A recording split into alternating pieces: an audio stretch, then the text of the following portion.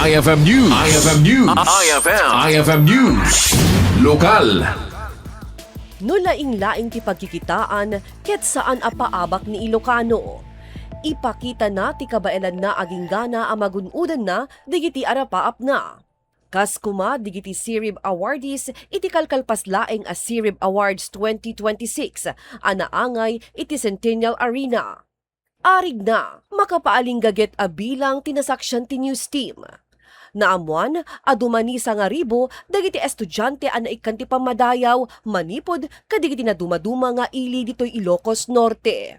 Nagbalin akang runaan a bisita ni Governor Cecilia Araneta Marcos, anang TED ti maka-inspirar a sarita para kadigiti estudyante.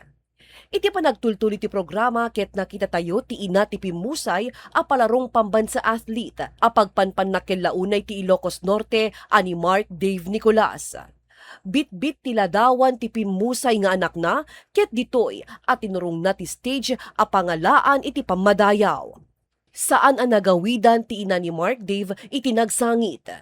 Ditoy alinagip na ti anak na, kang runaan iti sakripisyo na para iti dayaw ti Ilocos Norte iti biyang ti sports.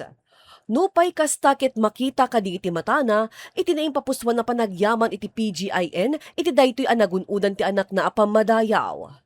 Naamon at award ang naawat ni Mark Dave, ket Chofilo Ildefonso Award. Akas iti maysa kadigiti imun unang atleta, ani Chofilo, ket ditoy ang makita ti regta ken gagar, dagiti atleta nga itakder ti bandera ti Ilocos Norte, iti beneg ti sports.